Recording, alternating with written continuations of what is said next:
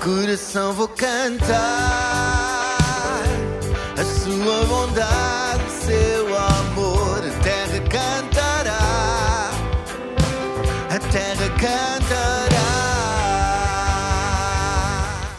Este planeta que pertence ao Senhor e que o Senhor deixou na mão dos humanos para dele cuidarmos, estou a falar do planeta, é um mandamento do Senhor que nós deveríamos cuidar do planeta. O planeta é do Senhor. O mundo onde nós habitamos é do Senhor. O texto diz-nos claramente que a seara que há no mundo é uma seara de trigo, onde o joio também cresce.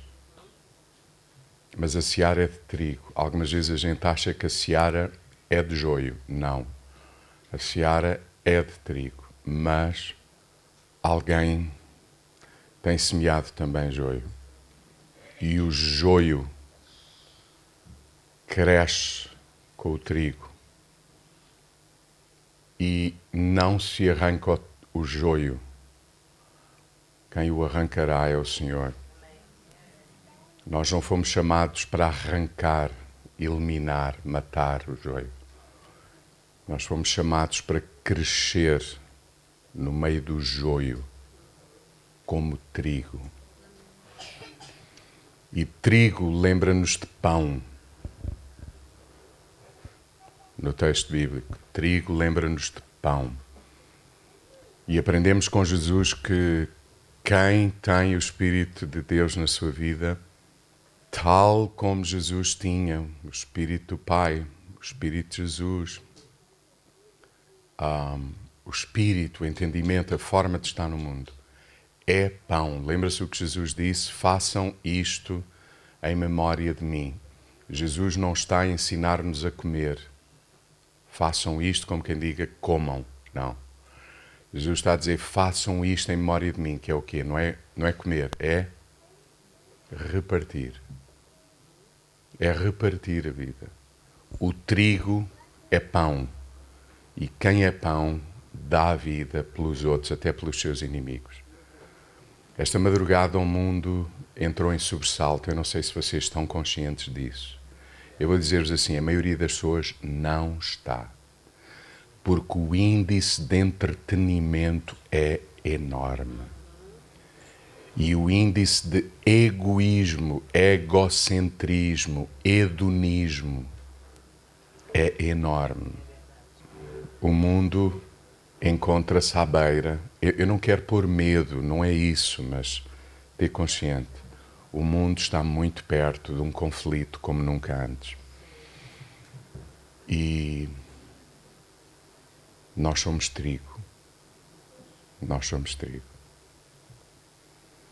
E a nossa oração, a minha oração nesta manhã, que o Senhor tenha misericórdia de todos, sem exceção. A Igreja não ora apenas por Jerusalém. A Igreja ora por Jerusalém, pela Palestina, pela Jordânia, pela Cisjordânia, pelo Irão, pelo Líbano, pela Arábia Saudita, por toda aquela região. Os irmãos sabem que, eu não estou a pregar ainda, mas os irmãos sabem aonde é que no planeta Terra está a acontecer o maior mover do Espírito Santo no planeta? Vocês sabem onde é? Quer saber? Irão. Eu vou repetir. Não é no Brasil. É no Irão. Histórico. Indescritível. Inacreditável.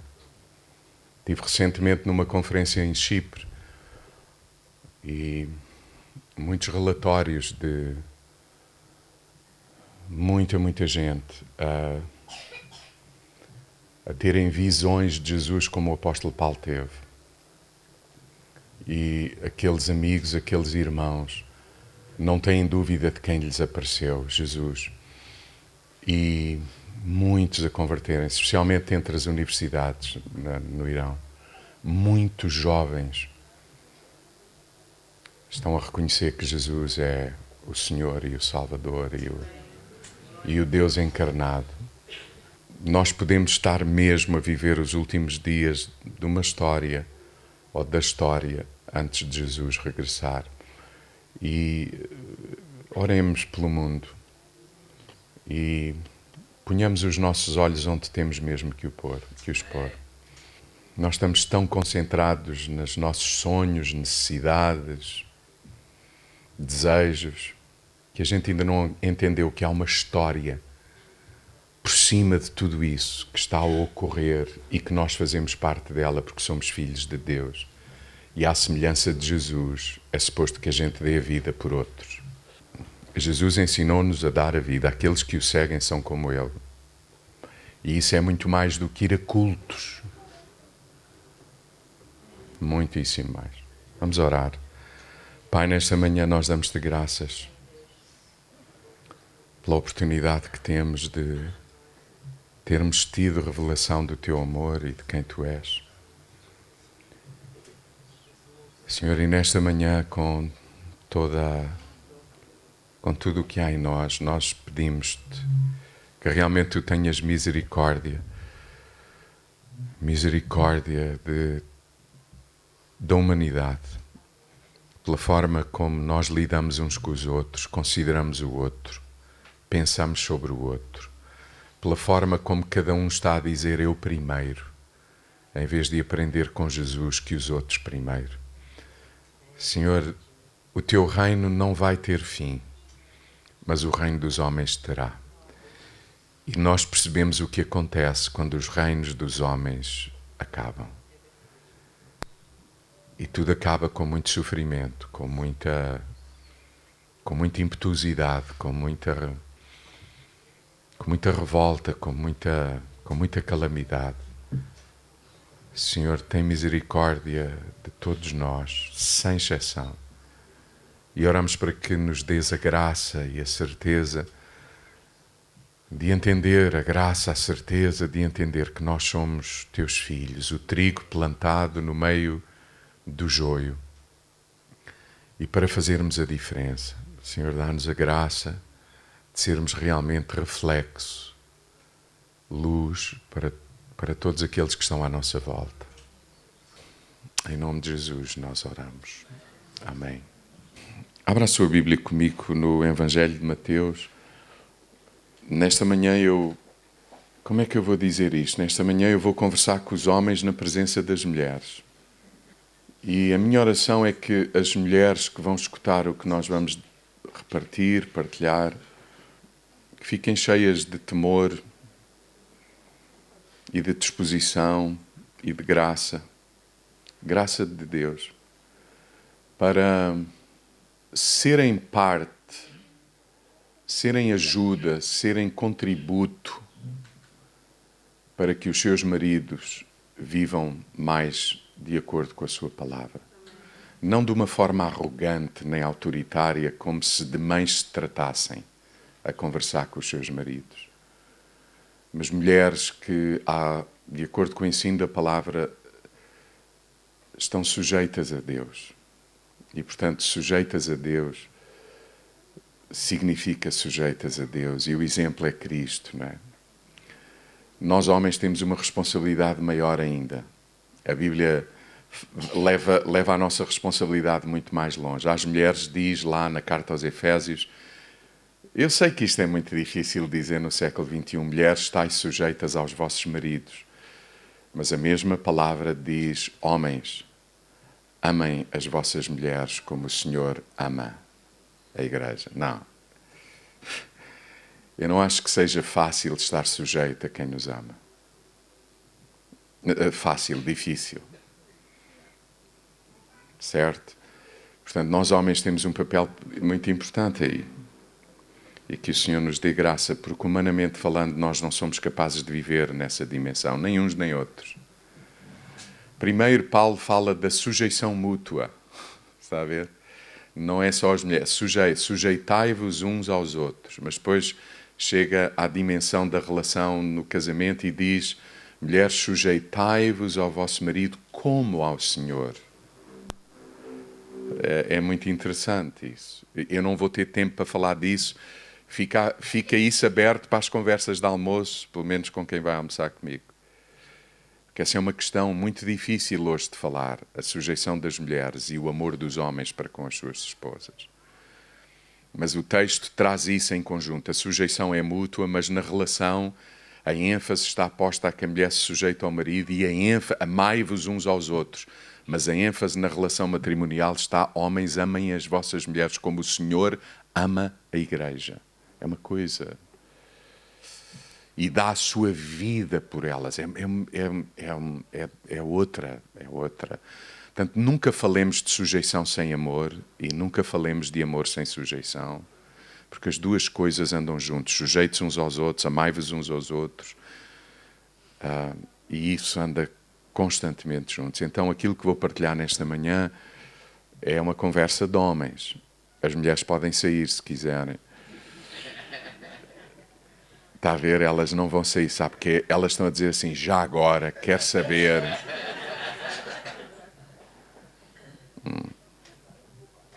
O título da minha meditação é O Homem a quem Jesus chamou Pai.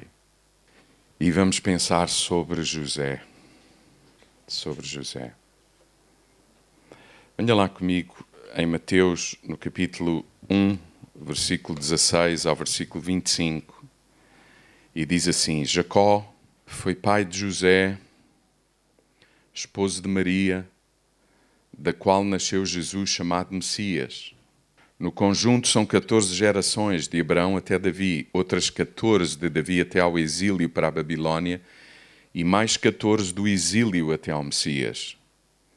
O nascimento de Jesus Cristo foi assim. Maria, sua mãe, tinha o casamento tratado com José, mas antes de casarem, achou-se grávida, pelo poder do Espírito Santo.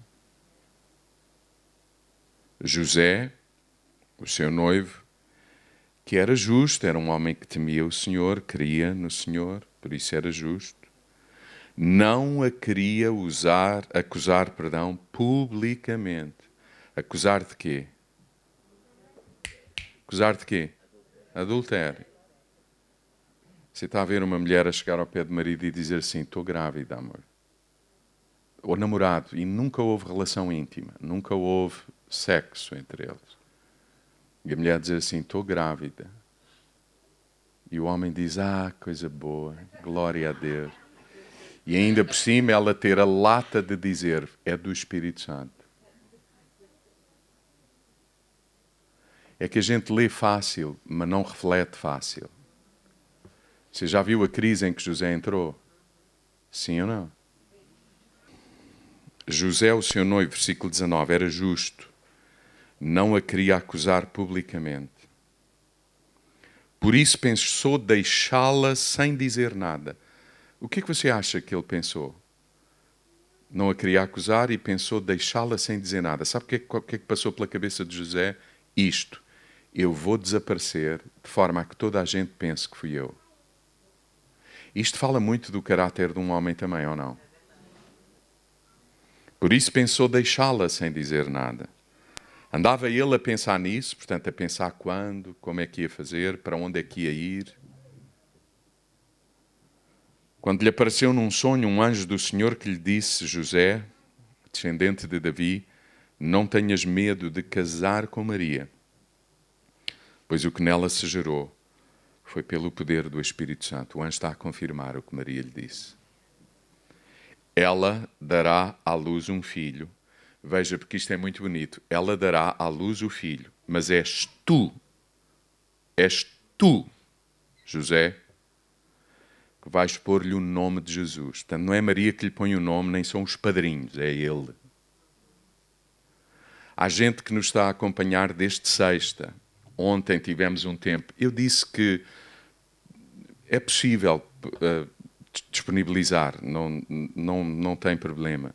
Ontem tivemos aqui um tempo para falar para pais, para famílias. Vejam, porque isto é um pormenor muito importante. Ela dará à luz, versículo 21, ela vai dar à luz um filho e tu é que lhe vais pôr o nome, Jesus. Jesus significa o quê? Alguém sabe? Salvador. Portanto, és tu que lhe vais pôr o nome. Por outras palavras, és tu que lhe vais também dizer qual é a sua vocação, o seu propósito. São os homens que dizem aos filhos qual é a vocação de Deus para eles.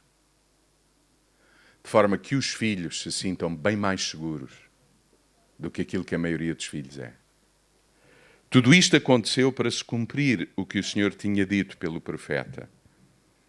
Ainda está o anjo a falar com ele. A virgem ficará grávida e dará à luz um filho, que se há de chamar Emanuel. Emanuel quer dizer Deus está conosco.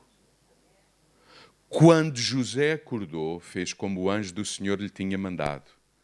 Recebeu Maria por esposa. Sem terem tido antes relações conjugais, Maria deu à luz um menino. Olha outra vez Mateus a dizer, a quem José pôs o nome de Jesus. Alguns estiveram aqui ontem e, para perceberem toda a implicação, teríamos que lembrar o que dissemos ontem. É José que pôs o nome de Jesus. Este nome estava escrito no livro. Porque este nome estava escrito no livro. É José que vai pôr. José não põe a Jesus o nome da moda. Nós pomos nomes aos nossos filhos de acordo com o que é moda. O que é que se usa agora? Algumas vezes há aí culturas, eu não vou dizer qual é, que se mistura nomes de pais, mães e avós e tios e... Janice. O pai era Jacinto, também era Eunice, ficou Janice. Isso é uma moda no Brasil, não é? Sim ou não? Aqui a moda é os nomes mais sonantes das telenovelas do Jet Set, Floribela e aquelas coisas. Não. Você sabe, é papel dos pais discernirem qual é a vocação dos filhos e chamarem-nos com o nome o mais parecido possível com eles. Com isso. Que nome é que está escrito no livro da vida sobre os nossos filhos? Porque os filhos são dádiva do Senhor. São uma herança do Senhor, como diz o salmista, e falámos muito disso ontem, não foi? Então nós devíamos orar, antes de pôr nomes aos filhos, devíamos orar, Senhor, qual é a vocação dele para que o nome se coadune com? Agora, ninguém entra em pânico, porque se já demos nome, não é preciso mudar de nome, mas digamos com as nossas palavras, afirmemos com a nossa boca os dons e a vocação que a gente reconhece nos nossos filhos. Alguém entende o que eu quero dizer? E especialmente os pais, são os homens que trazem segurança aos seus filhos. Do modo geral, são as mães que trazem o afeto, o colo. Isto não são papéis estanques, você percebeu? Mas a afirmação, a segurança. O homem é suposto trazer muito mais isso à vida dos seus filhos. Quando a gente está a refletir sobre o homem a quem Jesus chamava pai, e depois de ler este texto, apetece-me dizer assim, o homem a quem Jesus chama pai é aquele homem que torna possível a vocação e o propósito de Deus para todos a começar em sua casa. Eu vou repetir, para todos a começar em sua casa. A cidade precisa de mais homens. Homens de verdade. Homens que assumam responsabilidade. Gente que torna possível, percebe? Eu só posso tornar possível a vocação dos meus filhos se estiver presente e completamente envolvido. Porque se eu estiver ausente, eu não vou tornar possível a vocação, porque eu não acompanho, eu não estou atento, eu não escuto Deus, eu não discerno o que se passa com...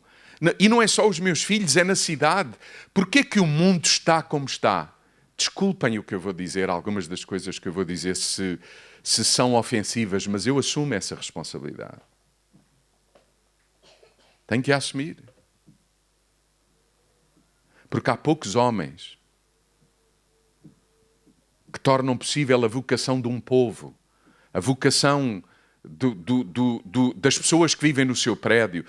Porquê é que as cidades estão em tumulto, em necessidade? Porquê é que há tantas carências? Porque há poucos homens a assumir responsabilidade. Às vezes uma responsabilidade tão simples, a gente passa ao pé de um bocado de lixo no chão e não somos capazes de nos baixar, pegar nele e pôr no lixo. Coisas simples. São os pais que sabem que eles e os filhos são de Deus e irão para Deus. Por isso ensinam os filhos nesse sentido. Ensinam os filhos, e era preciso falar outra vez daquilo que refletíamos ontem, são os pais que precisam de ter noção da origem, natureza, identidade e propósito do ser humano. A origem do ser humano está em Deus. Não é obra de um acaso. A natureza do ser humano decorre da sua origem.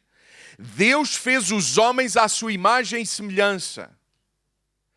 O ser humano não perdeu a semelhança com Deus, mas a maioria dos seres humanos não reflete a imagem de Deus, nomeadamente como homens responsáveis por aquilo que está a acontecer à nossa volta.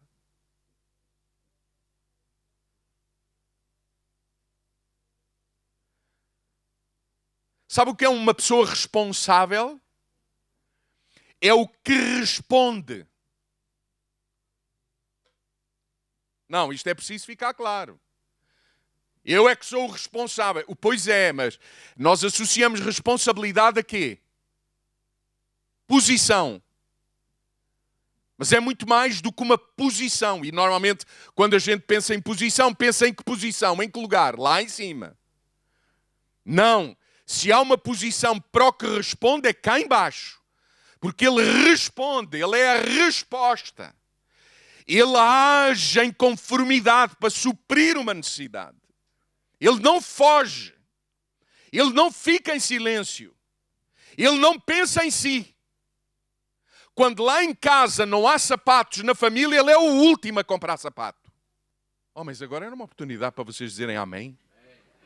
Quando o frango ainda só tem 2 pernas, e lá em casa toda a gente gosta de perna de frango, o homem é o último a comer o quê? A perna. Torna possível a vocação e propósito. Você está a ver a aflição em que José está? O pacote que Deus pôs em cima de José. O que está no ventre de Maria é meu e tu vais assumir a responsabilidade disso. É o meu pedido para ti. Eu sou contigo. Assume a responsabilidade.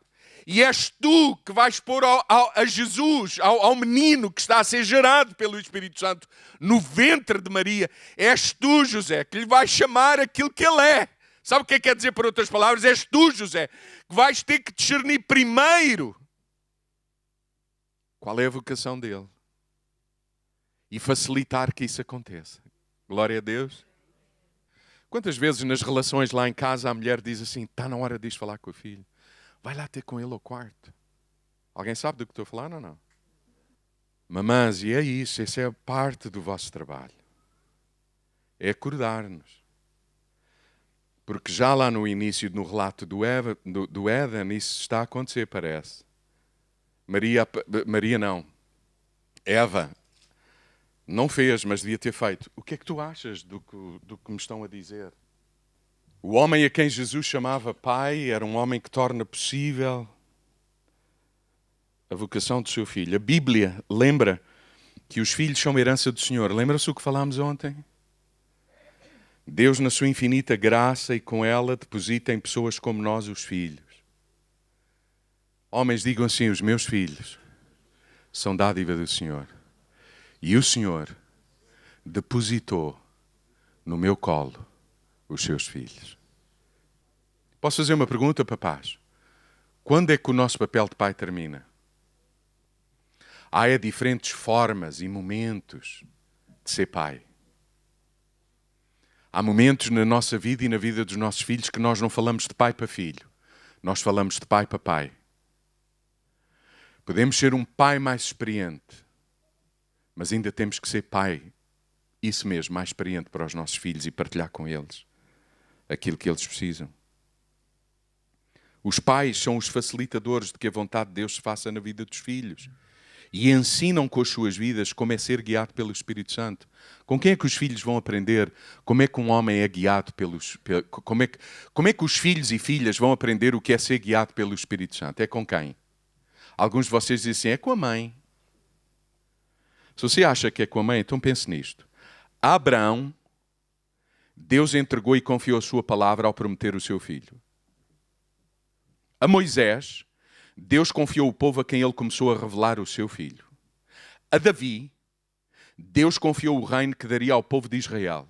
Uma sombra do que aconteceria quando o seu filho, o Filho de Deus, reinasse no coração de cada pessoa. Aos profetas, Deus confiou o seu coração, desejos e pensamentos que expressavam por palavras a natureza e obra que o seu filho realizaria. Aos apóstolos, Deus confiou a mensagem, Jesus, o que todos precisavam e alguns desejavam. A José, Deus confiou Maria e Jesus. Queridos, deixem-me dizer assim, ao contrário do que parece quando a gente olha à volta, olhe lá à volta aqui, olhe lá. Você já percebeu que a maioria são mulheres? Sabe porquê? Os homens acham que as questões da espiritualidade e de Deus é coisa de mulheres. Mas a espiritualidade na Bíblia é coisa de homem e mulher. Maria foi escolhida também por ser casada com um homem responsável. Será que as nossas mulheres nos consideram responsáveis por temermos o Senhor? É uma pergunta. Outra pergunta, será que Deus pode contar connosco para criarmos filhos para o seu propósito? Não é para o nosso, é para o propósito de Deus. Não é sobre as nossas frustrações. Quantas vezes os pais põem nos filhos expectativas e pressão para que eles sejam aquilo que eles não conseguiram ser? Um pai que facilita a vocação do seu filho, como estamos a perceber com José, não é um pai que diz assim para o filho, quando o filho diz assim, papai, e a gente percebe, ele tem muito dom, muita graça para as artes, para a música, sei lá. E o pai diz assim, filho, não te metas nisso que isso não dá dinheiro.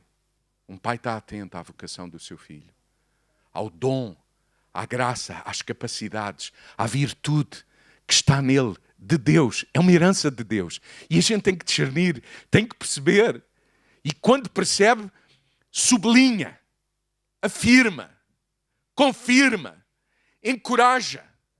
Um dos últimos filhos que partilhou comigo aquilo que tinha no coração, eu já tinha discernido. A Isabel sabe do que estamos a falar. A decisão que ele precisava tomar era uma decisão de alto risco, a vários níveis. Mas porque a gente discernia o que era, e que era propósito de Deus, o que é que foi preciso fazer? Encorajar, dizer que estamos cá, e tivemos que estar, e precisamos de estar. Não para viver por Ele, mas viver com eles. Alguém entende o que estou a dizer? Não é para andar toda a vida ao colo, eles vão ter que ter a história para contar, a sua história, mas sabendo que tem pai perto. A fé nas Escrituras é uma fé de homens. Somos nós homens que transmitimos quem Deus é para os nossos filhos. Se Deus não tem significado para nós, como é que vai ter para os nossos filhos? Se as coisas de Deus não estão na nossa agenda, prioridades, ações, reações, como é que estarão na vida dos nossos filhos? Os nossos filhos têm que ver em nós isso. Somos nós que tornamos possível a vocação de Deus na vida dos nossos filhos. Venham a este texto aqui. Mateus, escute, eu estou a dizer os nossos filhos, mas não é os nossos filhos. É os nossos filhos, nossos da nossa relação com a esposa que temos, mas nossos filhos, filhos da humanidade. Quantos homens se oferecem para ser voluntários em instituições, na cidade, onde se cuida de órfãos, de viúvas, de pobres, de doentes? Quantos homens se dispõem a ir a um bairro pobre, a refazer uma casa, a pintar uma casa? Mas vocês sabem o que? Nós temos convertido essa responsabilidade, sabem em quê? Em culto, naquilo que a gente chama igreja, e já esqueceu que igreja somos nós. Esta casa é simplesmente o lugar onde a igreja, corpo de Cristo, se reúne. Porque quando o culto acaba, o corpo de Cristo está na cidade. E está na cidade a fazer o quê?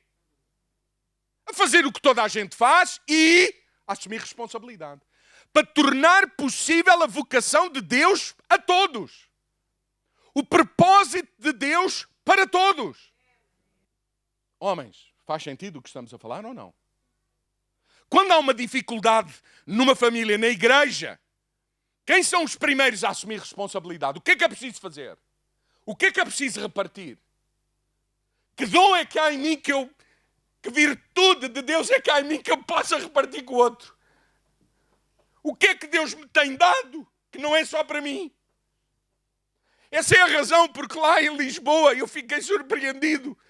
Quando a guerra começou na Ucrânia, a igreja lá onde estamos mobilizou-se e recebemos mais de 90 pessoas da Ucrânia.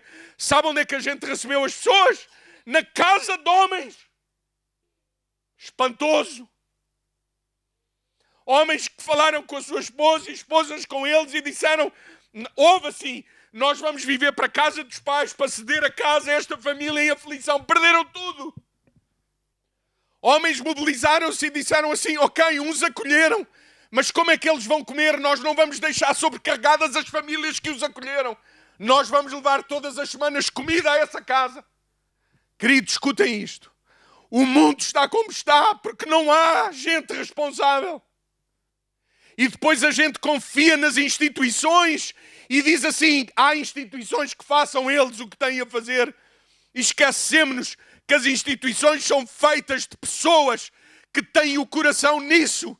Nós aprendemos isso com Jesus. Jesus, quando via gente com fome e os homens, seus discípulos, diziam, manda-os para casa porque eles são muitos e nós estamos cansados. Você lembra-se qual foi a resposta de Jesus? Dai-lhes vós de comer. Sabe o que é que os homens diziam? Não temos nada. E para dar de comer a esta gente, nós somos inteligentes. Vamos fazer contas. Era impossível, porque aquilo que precisávamos ter para suprir, não há. E há uma criança, no meio dos homens, que talvez vem de uma casa, onde os pais estão a ensinar que os filhos, eles são também a provisão e a facilitação da vocação e do propósito de Deus para quem passa fome. E aquele menino, eu não sei se vocês já acharam estranho, mas o menino levou muito lanche. Aquilo é lanche a mais para o menino. É muito pão. Mas quer dizer, mesmo, alguns estão a dizer, era gordo como o pastor, ele comia muito. Não, não, talvez eles tenham um pai lá em casa que diz assim, meu filho, eu vou te ensinar qual é a tua vocação, é ser pão como Cristo. Então tu vais levar para ti e vais ter contigo tudo o que é suficiente para repartir com outros. E há uma criança que diz assim no meio de homens, eu tenho. Eu não sei se isto vai chegar para todos, isto é a mesma coisa de criança, eu tenho. E de repente o que uma criança deu foi suficiente para alimentar uma multidão. E os homens levaram um soco no estômago. Porque acham que não têm. Queridos, deixem-me dizer assim, aquilo que faz falta na nossa cidade, a igreja tem. Só pode. Aquilo que faz falta nos que têm falta, está na mesma cidade quem tem de sobra para eles. E isso tem que começar aonde? Na igreja. Com quem? Com quem? Com os homens. E o que é que estamos a ensinar aos nossos filhos? O que é que estamos a ensinar aos nossos filhos? É disso que estamos a falar, queridos. E isto tem que ter aplicação prática na nossa vida. Não é apenas uma mera informação de um texto.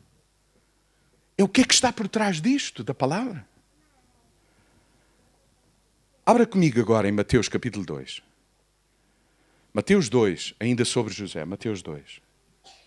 Versículo 13 e 15 diz assim, depois de terem ido embora, os sábios do Oriente, um anjo do Senhor apareceu a José num sonho e disse, levanta-te, toma o menino mais a sua mãe e foge com eles para o Egito. Deixa-te lá estar até que eu te diga, porque Herodes vai procurar a criança para a matar. José levantou-se, veja o que diz o texto. José levantou-se, tomou um menino. Você já viu com quem é que Deus está a falar? Com quem é que Deus está a falar? Mulheres, deixem-me fazer uma pergunta. Quando o Senhor vos fala, porque a Bíblia também não nos diz que o Senhor fala primeiro às mulheres ou primeiro aos homens. O que aqui estamos a perceber é que Deus fala aos homens. Porque os homens acham que Deus só fala às mulheres. Mas mamãs, mulheres, sejam honestas. Quando o Senhor vos fala e vocês são casadas, qual é o vosso maior desejo? O Senhor falou. E a seguir, qual é o vosso maior desejo? Antes de fazer, qual é o vosso maior desejo? Senhor, fala com o meu marido. E quando o Senhor fala com o homem, a gente diz, Senhor, fala com a mulher, porque levar uma mulher contrariada é... Você percebe o princípio ou não? A importância dos dois ouvirem Deus. Mas quem é que é o mais responsável? Quem é que tem que assumir mais responsabilidade? Mulher, não diga isso fica mal. Homens, quem é que tem que assumir primeiro responsabilidade? Mas sabe como é que é? Estão os dois no sofá a ver um bom filme. O bebé chora. Quem é a primeira a levantar-se? E eu percebo porquê. Porque ela é que tem o peito, não é? Também. Está bem. Mas você percebe é que às vezes a gente... Há razões para ficar sentado, mas nem sempre. E aqui o texto está-nos a dizer que o Senhor falou com José, a dizer, foge com eles para o Egito, deixa-te lá estar até que eu te diga, porque Herodes vai procurar a criança para a matar. José levantou-se, tomou um menino com a sua mãe e pôs-se a caminho de noite, veja o pormenor, de noite para o Egito. O anjo não lhe disse para ele ir de noite, mas ele foi de noite, por alguma razão. Ficou lá até à morte de Herodes. Assim se cumpriu o que o Senhor tinha dito pelo profeta. Chamei do Egito o meu filho, porque mais tarde Jesus e José e Maria vêm do Egito e as profecias já tinham dito, chamei Jesus do Egito, o meu filho, chamei-o do Egito. Em segundo lugar, eu queria dizer, o homem a quem Jesus chamou pai coopera com Deus na proteção e cuidado de todos, a começar na sua família. Mas eu sublinho de todos, a começar na sua família. Coopera com Deus na proteção e cuidado. Interessante ver que Deus está a falar com José e não é com Maria, pelo menos de acordo com o relato dos evangelhos. Deus quer falar com homens. Quando há homens para escutar. A importância da escuta. Só isso é uma reflexão de muito tempo. A tal Shema das Escrituras. A importância de escutar. O primeiro mandamento não é amar. O primeiro mandamento é escutar. Escuta, ó Israel, ouve, ó Israel, o Senhor teu Deus, porque Ele é o único que tu deves escutar. Por isso amarás o Senhor teu Deus de todo o teu coração, de toda a tua alma, de todo o entendimento. E ao teu próximo como a ti mesmo. Tudo começa com escuta. Nós não amamos se não conhecermos, se não escutarmos Deus. Não está em nós a capacidade de amar. Amar é a natureza de Deus que quando nos alcança, nós aprendemos com Ele a amar. Nós, os pais, ensinamos que é assim, ouvir Deus e obedecer. Porque Shema, sabe o que é que significa Shema? Shema é a palavra que está traduzida para português, escutar. Mas Shema, em hebraico, é a palavra que pode significar escutar e sabe o que é mais? Obedecer. Shema é escutar e obedecer. Se não houve obediência, não há Shema. Por isso Jesus dizia, os que me amam são aqueles que seguem a minha voz. Não é os que ouvem. É os que seguem o que ouviram. Nós, os pais, ensinamos que é assim, ouvir Deus e obedecer. E para ouvir é necessário escutar. Deus, o Todo-Poderoso, pede a José para fugirem. Escute. Não, homens, vamos lá pensar aqui. Você está a imaginar Deus a dizer assim a José, José, vais ter que fugir com o menino. E José podia ter dito assim, mau. Então, mas não é teu. Então, mas não é o Deus encarnado. Então, isto resolve-se fácil. A gente dá um sopro e o Herodes morre. Acaba-se com tudo. Deus conta com homens que o escutam e não com homens que dizem a Deus o que ele tem que fazer. Vou dizer outra vez. Deus conta com homens que o escutam e não que instruem Deus sobre o que ele deve fazer. Agora, Deus não infantiliza ninguém, muito menos os homens. O Senhor diz assim a José, foge para o Egito, e não dá mais pormenor. E o José vai fazer o quê? Fugir de noite. Porquê? Porque Deus ainda conta, espera, considera, encoraja-nos a que a gente use o quê? Use o quê? A cabeça. A inteligência. Porquê que José foi de noite? Não, a gente tem que pensar nisso. Porquê que José foi de noite? Porque há menos chance de correr risco. Então, Deus fala, mas não diz tudo, para não nos infantilizar. E é suposto que os homens se reúnam em conselho para perceber qual é a melhor altura para ir. Fazer como? Essa é a razão porque eles foram de noite. O anjo não diz para ir de noite. O homem é que reflete, analisa, considera, faz contas, percebe a que horas o dia termina, etc. E toma decisões em conformidade. Senhoras, uma dica. Essa é a razão porque às vezes os homens estão em silêncio. As mulheres organizam-se a falar. Os homens organizam-se estando calados. As mulheres chegam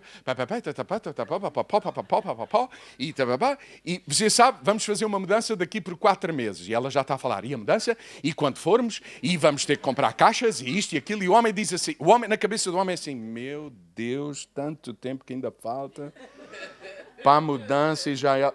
Homens, vocês percebem o que eu estou a dizer ou não? Eu estou a inventar? Estou a inventar? Nada. Mas elas estão a falar, você sabe, elas estão a falar para depois se organizarem aqui para fazerem, não é? É ou não? E a gente fica muito irritado às vezes. Lá estás tu, mas ainda é tão cedo. As mulheres agora tapam os ouvidos. Homens, deixem-nas falar, por favor. Mas sabe, o problema é que quando a gente as deixa falar, elas ficam irritadas porque a gente fica em silêncio. E elas pensam também assim, ele não diz nada, não ouviu nada, não está atento a nada, não quer saber de nada, não... Não, cada um tem a sua forma de se organizar. Então é bom que a gente confie nos processos. Ela vem e fala, e ele ficou em silêncio e vai ficar, mas homem responsável ficou em silêncio, mas não significa que não está a pensar e a perceber como é que tem que se organizar. Faz sentido aquilo que eu estou a dizer ou não? Mas que se faça isso. As mudanças lá em casa começam meses antes. Uma mala para viajar começa 3 dias antes. José vai de noite. Porquê? Porque ele colabora com Deus para o bem. Mas, queridos, isto é muito importante, homens, isto é muito importante. Nós não descrevemos para Deus o que a gente quer. Se a gente quer assumir responsabilidade, nós temos que estar sujeitos a quem é responsável. Então a gente não vai dizer para Deus como é. A gente vai ouvir e com a certeza de que Deus não está a dizer tudo para que a gente use a cabeça. Porque Deus não nos infantiliza. Quantos de vocês dizem a oração resolve tudo? Não resolve nada. Você quando tem fome, não ora. Você quando tem sono, não ora. Você quando precisa de banho, eu espero que não ore.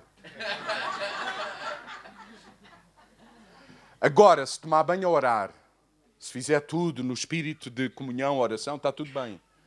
Mas ouça, é mais do que orar. E é mais do que ouvir. É perceber o que é que o Senhor deixou para mim, para nós. E eu vou dizer-vos, é um grande privilégio colaborar com Deus no seu propósito, para a vida de toda a gente na cidade e dos nossos filhos. Porque é isso que nos dá alegria. Sermos participantes. Eu não sou o autor, nem o consumador daquilo que o Senhor faz dos meus filhos, mas eu sou participante. De uma forma simples, uma participante. É bom entender isso. E a igreja deve ser isso também, o reflexo disso. Onde é que estão os homens para assumir responsabilidade? Quantos homens ensinam na super igreja? 2, é como connosco, Carla. A Carla levantou-se e disse 2. E ela está a dizer, glória a Deus, temos 2 homens, amém. José tomou o menino de noite enquanto todos dormem. Que sabedoria, não é? Mulheres, deixem-me fazer uma pergunta. Quando a gente percebe que o homem diz assim, o Senhor disse para a gente ir, então e deu pormenores? Não. Então e o que é que vamos fazer? Calma. Eu já te digo alguma coisa. E à meia da noite acorda Maria e José e diz, é agora. O que é que acontece no coração de Maria? Obrigado, Senhor, por aquilo que tu falaste.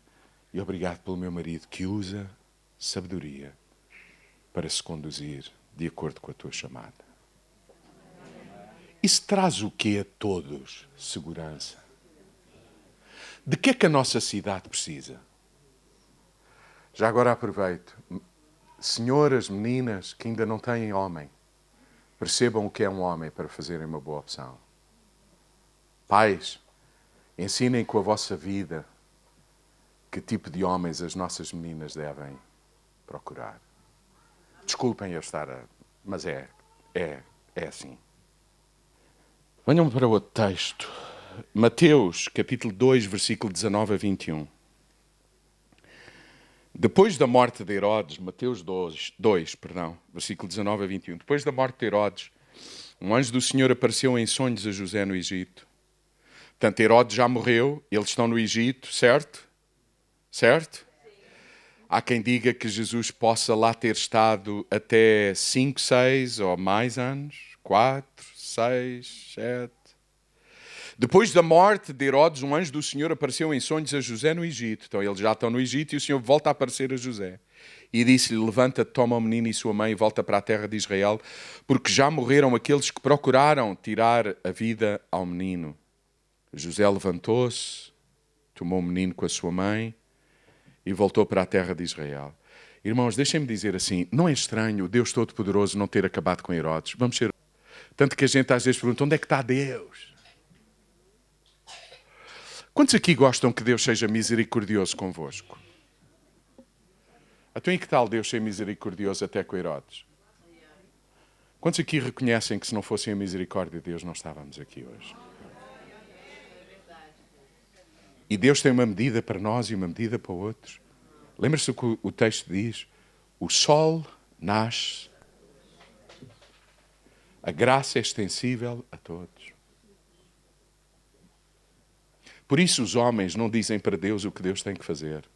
Os homens humildemente escutam o que Deus quer fazer, como Ele quer fazer. E nós dizemos, eis-nos aqui para cooperar contigo. Posso fazer uma pergunta? Porquê que o Senhor Jesus dependia tanto do Pai Celeste? Agora estamos a falar de Jesus. Mário, porquê que o Senhor Jesus Cristo dependia tanto do Papá do céu? Eu vou-lhe dar uma dica.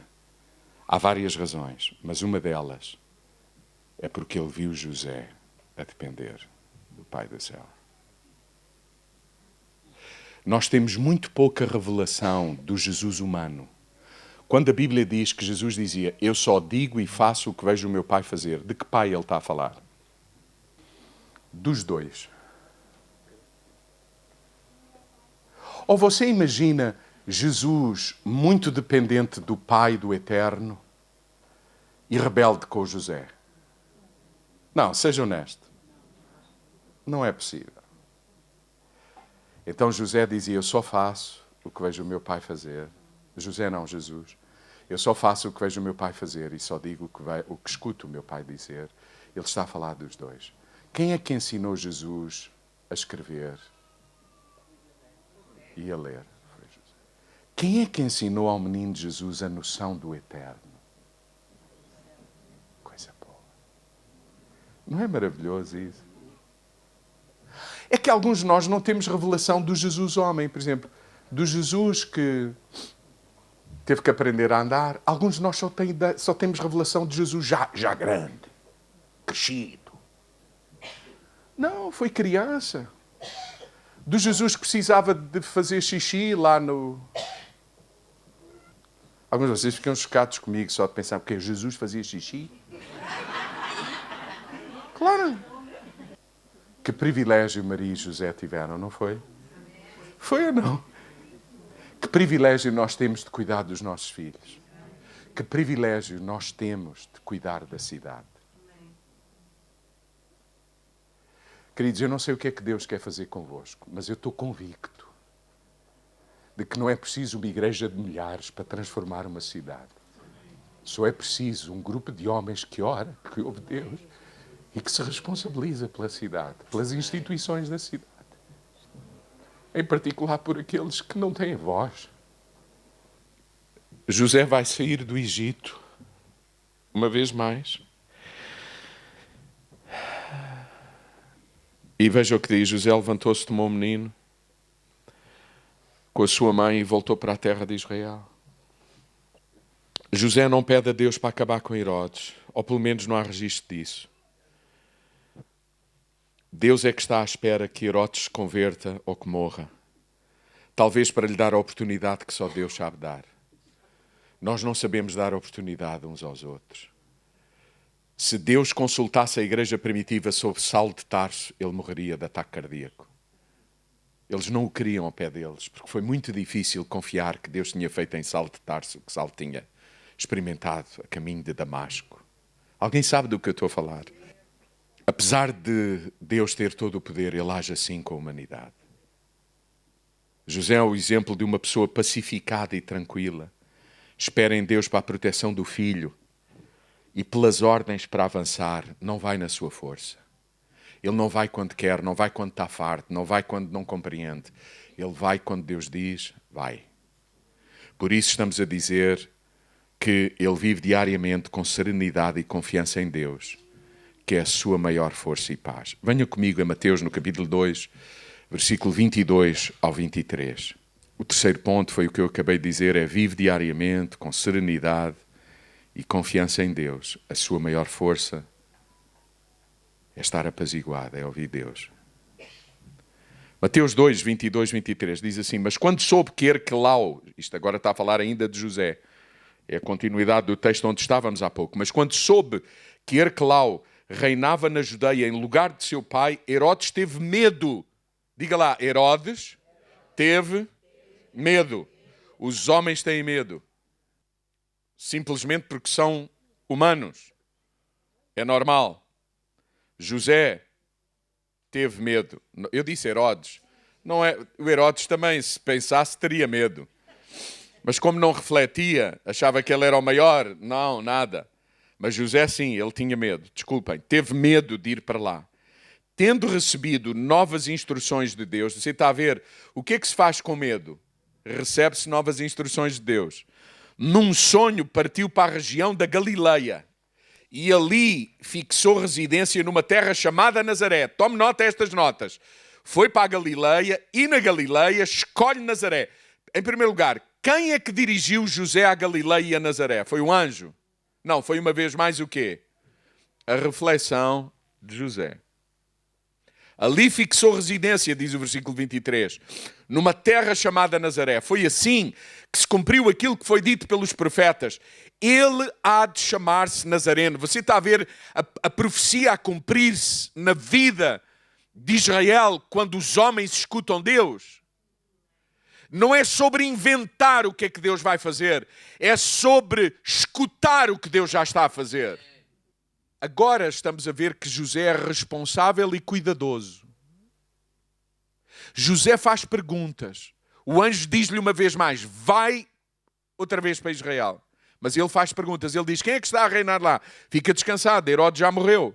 Mas ele faz perguntas. Diz o texto que ele começou a querer saber quem é que reinava. Tá bom, ele morreu, mas quem é que está no lugar dele? O anjo não lhe informou tudo. A importância de estarmos informados. A importância de ler, de estudar, de crescer, de aprender. Faz perguntas, nomeadamente para saber quem está no trono da Judeia.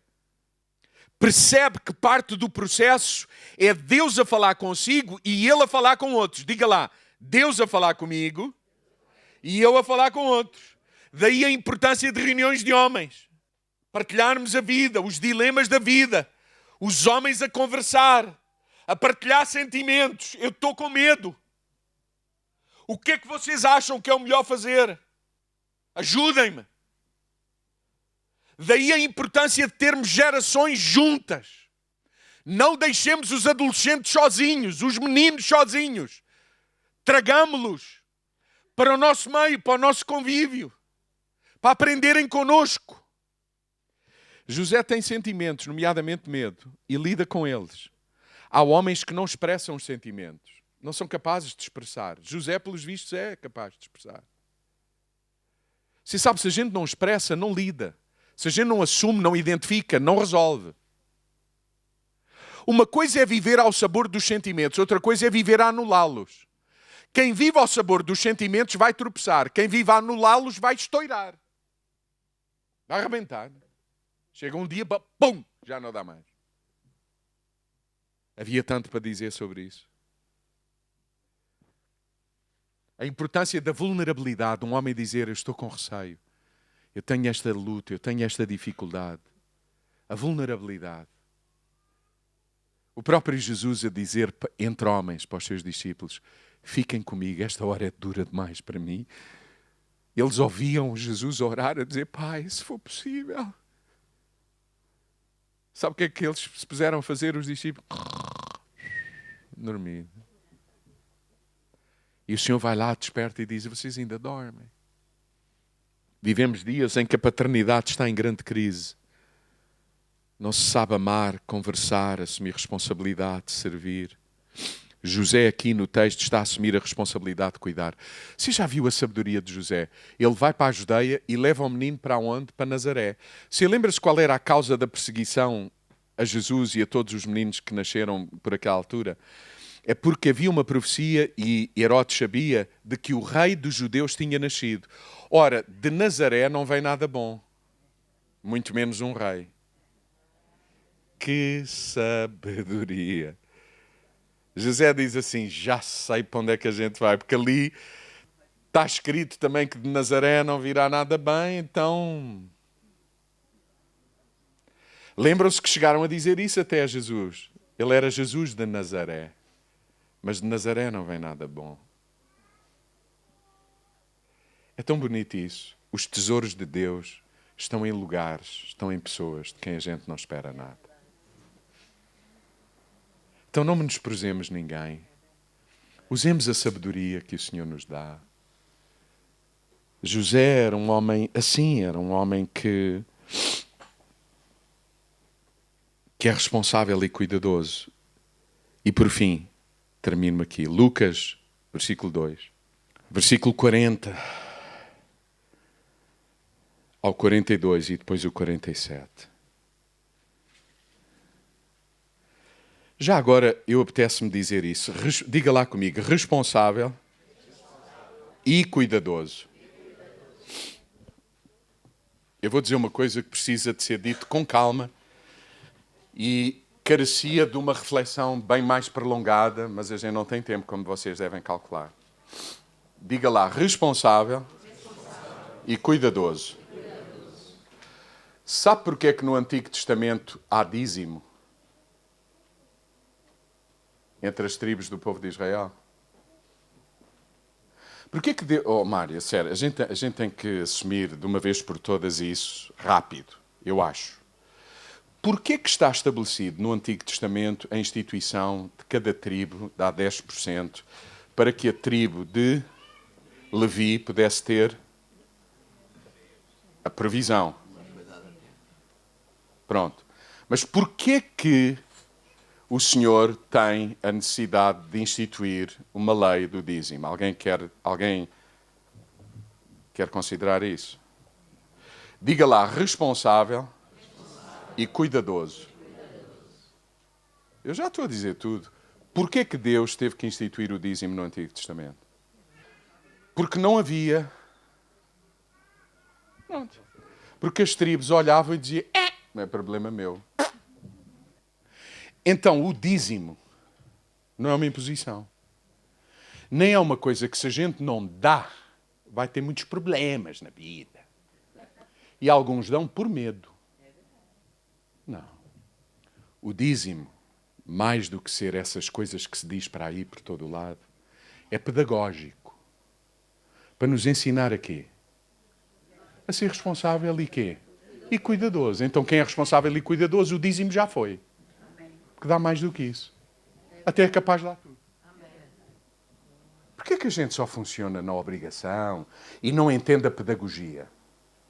A mesa do Senhor é uma pedagogia. Quando Jesus pega no pão e diz assim, este pão é o meu corpo. Jesus está a trazer pedagogia também a nós. Ele está a dizer que aquele pão é o símbolo do seu corpo. E ele o que é que faz ao seu corpo e ao pão? Paulo, é o quê? O que é que ele faz? Eu gostava de ter aqui uma carcaça para vocês perceberem. Porque isto é muito evidente. O que é que ele faz ao pão? E o que é que ele faz com o pão? Entregou a quem? Aos 12. Paulo, tu estás a imaginar isto? Com que pão Jesus ficou? Não, com que pão Jesus ficou? Com nada. Porque se aquilo é o corpo dele, ele deu tudo. Como é que ele fica com alguma coisa? E os discípulos, o que é que fizeram com Jesus? Repartiram o pão dele para dar? Não, eles ainda não tinham aprendido isso. Foi preciso tempo para eles perceberem que dariam a vida por os outros. Dariam a vida por Jesus. Então aquilo é pedagógico. Jesus está-nos a lembrar para repartirmos. O dízimo é isso. José é uma pessoa responsável, cuidadosa, atenta. Pá, eu gostava de, na nossa comunidade, não ser preciso de levantar ofertas. Porque os membros, a família, é gente generosa, responsável. Quer saber como as coisas estão, quem é que precisa. O que é que precisamos de ter para repartir. A nossa oração na igreja deveria ser: Senhor, dá-nos a nós tudo o que os outros precisam. Porque nós somos capazes de não ficar com isso e repartir. Não é, Senhor, dá-nos para que a gente tenha mais do que os outros. E isso revele que tu estás connosco. Isso é o Evangelho da América. Nós primeiro. Jesus veio ensinar à igreja que é o mundo primeiro. É o outro primeiro, é o filho primeiro, é a mulher primeiro. Os outros estão primeiro. O que é que a gente escuta na internet que não facilita que a gente mude o nosso entendimento e viva mais como Jesus nos ensinou? E não sejamos conduzidos pelo Espírito do Cristo que habita naqueles que creem nele. Quem é movido pelo Espírito de Cristo reparte, é responsável. E José é isso, cuidadoso, atento. Paulo, faz sentido o que estamos a dizer. Mário, tu depois de eu me ir embora resolve tudo o que... Não, mas a sério, eu não tenho responsabilidade. Eu tenho responsabilidade, como eu vos dizia ontem, como amigo, família. Eu vim visitar a família na Figueira, muitos que eu não conhecia. Mas quer repartir alguma graça, alguma virtude, algum entendimento. Eu não estou aqui para vos entreter, eu estou a falar daquilo que acho que é conselho de Deus, mas julguem aquilo que eu estou a dizer. Julguem, porque não são as minhas palavras, é o Evangelho, que hoje respalda ou as anula. Mas tantas vezes com a forma como a gente entende, anula o Evangelho. Porquê é que na igreja primitiva não se fala de dízimo? Porque eles dão tudo. E não se pede 10% a quem deu tudo. E 10% é para que a gente aprenda que quando dá, não falta. É para que a gente aprenda que aquilo que Deus nos dá é para ser repartido. E eu não estou a falar apenas de dinheiro. Eu estou a falar de tempo, eu estou a falar de virtude, eu estou a falar de atenção, eu estou a falar de ouvido, eu estou a falar de presença. O dinheiro não compra tudo. O dinheiro não compra abraço. O dinheiro não compra afeto. Ainda somos nós que temos que repartir isso. Por fim, Lucas 2. O menino crescia, versículo 40, crescia e tornava-se mais forte e cheio de sabedoria. E a graça de Deus estava com ele. Todos os anos os pais de Jesus iam a Jerusalém. Diga lá comigo, todos os anos. Todos os anos. Os pais de Jesus iam a Jerusalém à festa da Páscoa. Meu Deus, ir todos os anos a Jerusalém, José e Maria, uma família humilde, era obra. Era muito gasto. Mas sabe, para José e Maria ir a Jerusalém não era despesa. Aquilo que a gente falava ontem também. Era investimento. Tudo aquilo que a gente faz pela cidade não é um gasto. Tudo aquilo que a gente faz por um filho não é um gasto. Ir todos os anos a Jerusalém à festa da Páscoa. Quando o menino tinha 12 anos, foram lá, como de costume. Versículo 47 agora. Todos os que o ouviam ficavam maravilhados com a sua inteligência e as suas respostas. Esta observação é sobre Jesus. E por último, o homem a quem Jesus chamava pai faz investimento verdadeiro nos filhos e nos filhos da cidade. Faz investimentos verdadeiros. Foi José que ensinou Jesus. Naquela cultura era assim. Os homens é que liam e ensinavam, já vimos isso. Só José e Jesus liam as Escrituras. O costume de ir ao templo uma vez por ano, que investimento, a gente não tem noção. Eram dias de caminhada para lá, dias de caminhada para cá. Sabe o que aqui significava? Não produzir, não construir, não estar... Alguns de nós temos ideia de que Jesus era carpinteiro, mas assim, carpinteiro de barcos da Figueira. Aqueles barquinhos que eu gosto muito. Sabe, aqueles barcos típicos da Figueira, muito bonitos, como os da Aveira, etc. Pronto, Jesus era um artesão, ele tinha jeito para a decoração. Não, meu irmão. Jesus era carpinteiro, sabe o que é que isso quer dizer? Ele era construtor. Ele era construtor de casas. Porque as casas naquela altura eram sustentadas por madeira. A estrutura da casa é madeira. Jesus é um carpinteiro de pesados. E José e Jesus trabalhavam nisso. Jesus era carpinteiro, aprendeu com quem? Está a ver outra vez? E você, quando pensa em Jesus, pensa num bom ou num mau profissional? Como é que é possível ser um filho de Deus e ser mau profissional? Não, diga-me, por favor, diga-me. Não, diga-me.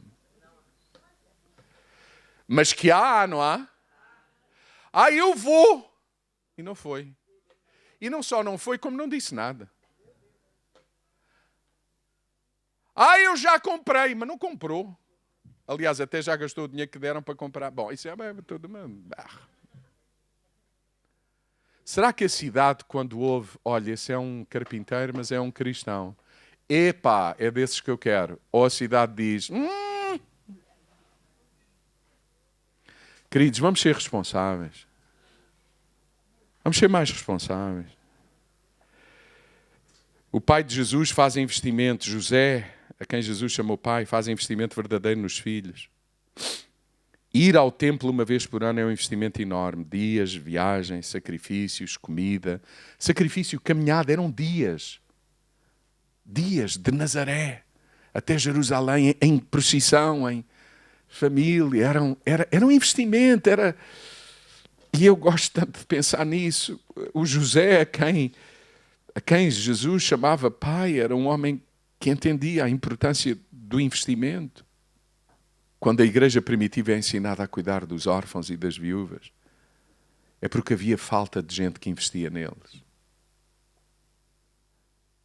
Se lembra-se daquela mulher, Talita, que morreu e que pediam a Pedro para que ela ressuscitasse? Alguém se lembra disso? Se lembra-se qual era a característica dessa senhora na igreja? Qual era, minha irmã? Ela fazia o quê?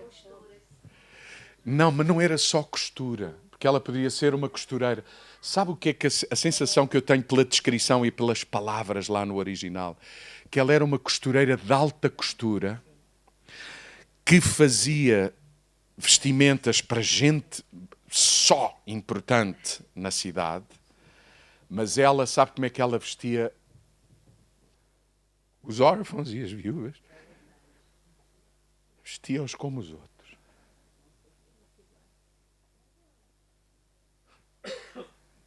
Quando ela morreu, o povo queria que ela ressuscitasse. Você sabe que há gente que vale a pena ressuscitar, há outros que... Diga lá, investimento. Homens, deixa-me fazer uma pergunta. Em quem é que nós estamos a investir a vida? A sério, o tempo? Em que meninos na cidade? Em que homens na cidade? Colegas, homens? Mário, eu não sei o que é que... Porque a palavra deve resultar em... Eu não sei. O que é que o Senhor nos diz? Como é que o Senhor nos conduz? Estamos a investir em quem? Eu não estou a falar só de dinheiro, você já percebeu. Talita, não era? Dorcas também é outra. E quando Pedro chegou, Pedro perguntou, mas porquê ressuscitar? E ela mostrava, ela dizia, há falta de melhor argumento. Pedro, é por esta razão, olha o que ela investia na nossa vida. E roupas, para mim, não era o que ela investia. Porque por trás da roupa que ela fazia e que haveria de haver uma mulher que expressava o afeto e o carinho, que era expresso e materializado na roupa. Alguém entende o que eu estou a dizer? Porque não são as coisas, é o que elas simbolizam.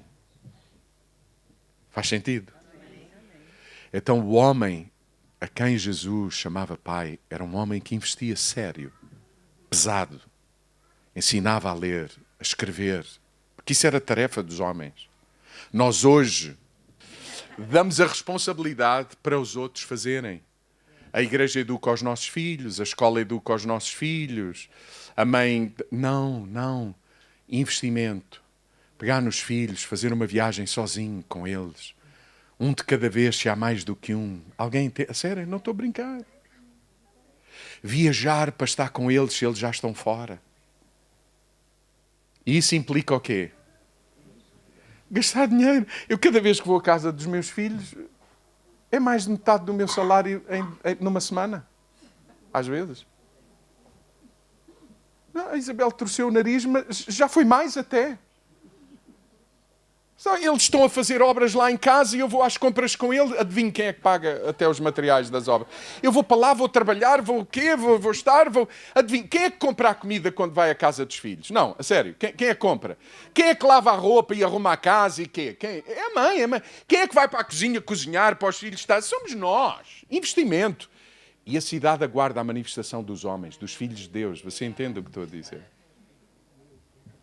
A começar na igreja, a começar nos filhos. Homens, vamos ficar de pé.